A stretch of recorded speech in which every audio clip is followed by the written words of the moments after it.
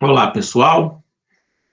Hoje nós vamos dar início a uma nova abordagem da relação capital-trabalho, uma nova perspectiva de análise do direito do trabalho, que é a sua compreensão coletiva. Até então, nós vimos a relação individual, bilateral ou triangular, às vezes, né, mas uma relação individual de trabalho. Hoje nós vamos iniciar a análise dessa relação capital-trabalho em perspectiva mais ampla, uma perspectiva diferente, que é a perspectiva coletiva, que exige a presença de sujeitos coletivos, como nós veremos. Então, nós vamos iniciar a nossa unidade 4, que corresponde ao volume 3, ou livro 3, do Manual de Direito do Trabalho da editora RTM.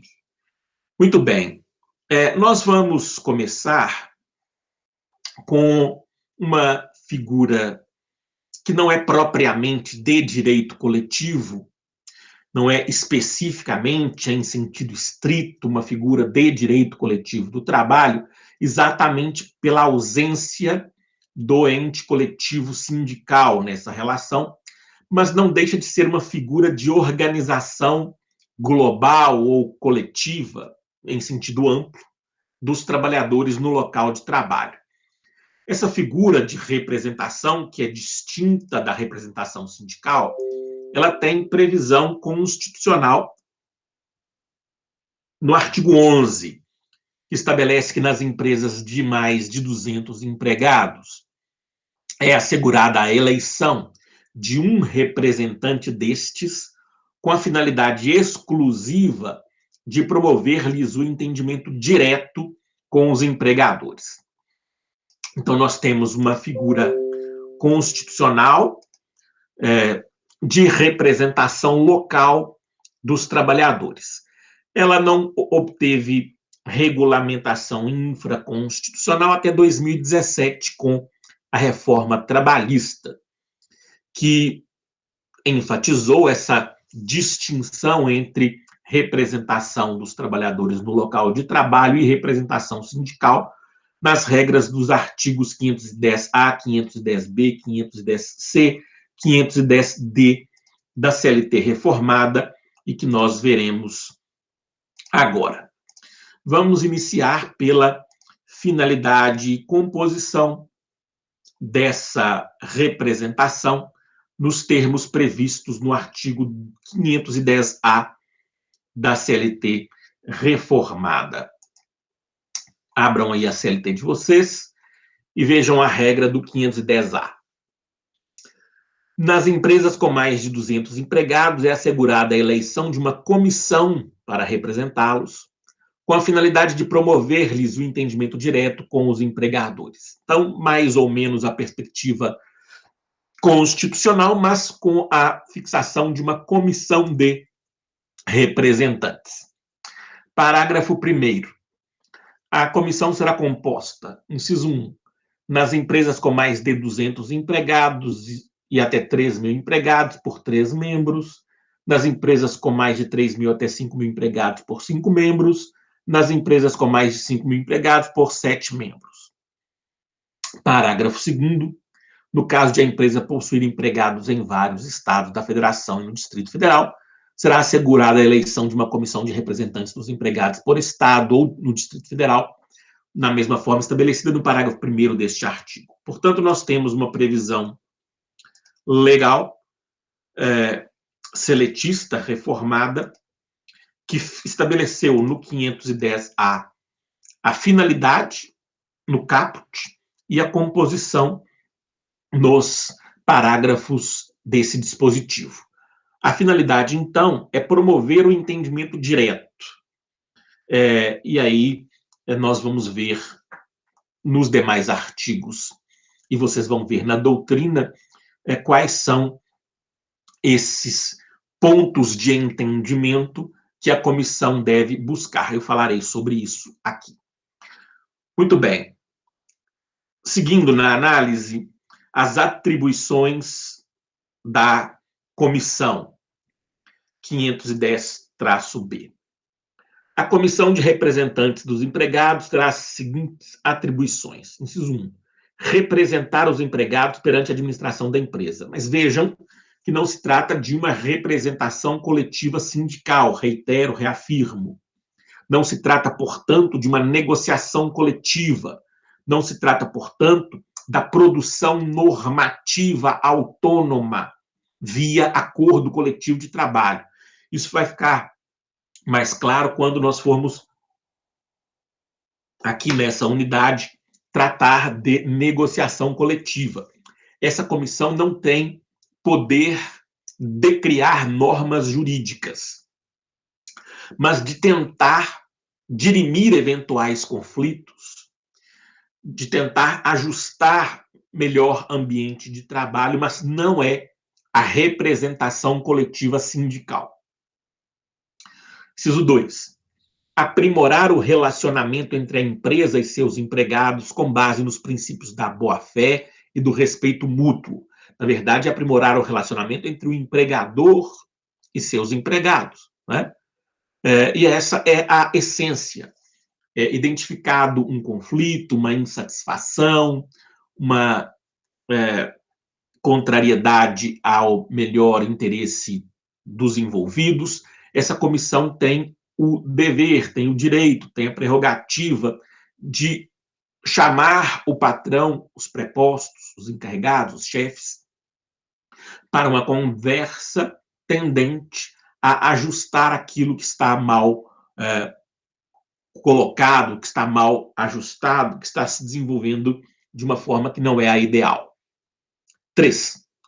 Promover o diálogo e o entendimento no ambiente de trabalho com o fim de prevenir conflitos.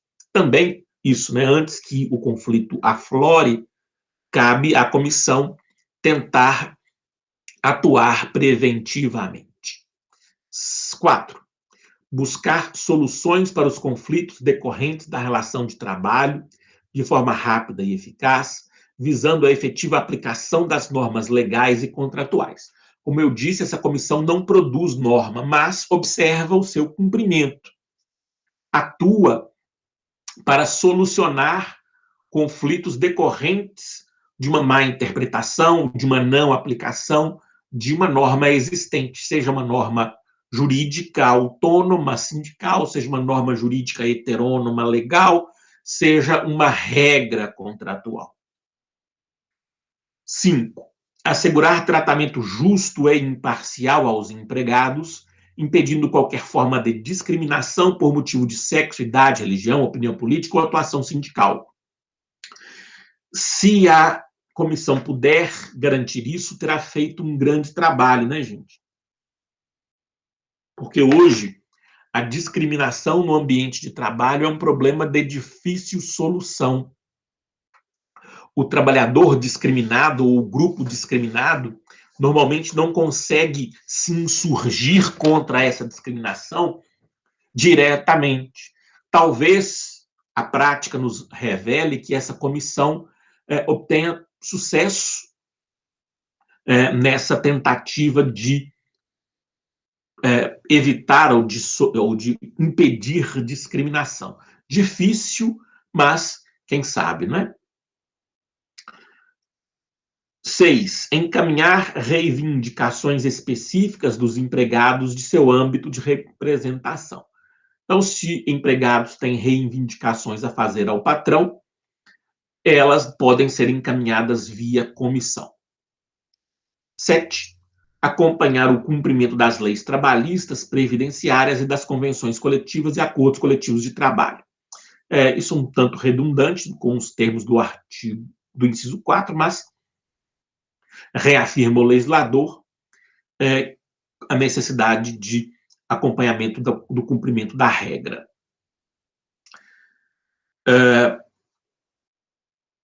Então, essas são as atribuições. Eleições no âmbito do empregador para essa comissão, as eleições estão tratadas no artigo 510-C. A eleição será convocada com antecedência mínima de 30 dias, contados do término do mandato anterior, por meio de edital que deverá ser fixado na empresa com ampla publicidade para inscrição de candidatura. Será formada a comissão eleitoral, e aqui depois vocês leiam o 510C, né? Eu não vou ler todo o dispositivo, vocês têm aí a regra, não vou cansá-los com essa leitura, mas vai haver uma comissão eleitoral para desenvolver o processo de seleção dos membros da comissão, e aí grupos podem se candidatar. Os eleitos representantes serão os mais votados, a votação é secreta, a posse se dá no primeiro dia útil seguinte à eleição, e basicamente esse é o processo, mas leiam aí na regra do artigo 510C.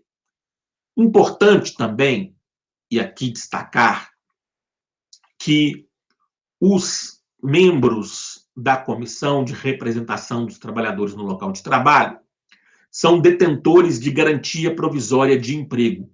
Nós já falamos sobre isso, há um vídeo aqui no YouTube sobre isso, quando tratamos das garantias provisórias de emprego em geral. Então, aqui não difere muito, a análise aqui não difere muito daquela que nós já fizemos, mas vale repetir para facilitar a compreensão. Os membros da comissão têm mandato de 1 ano, nos termos do 510D caput. E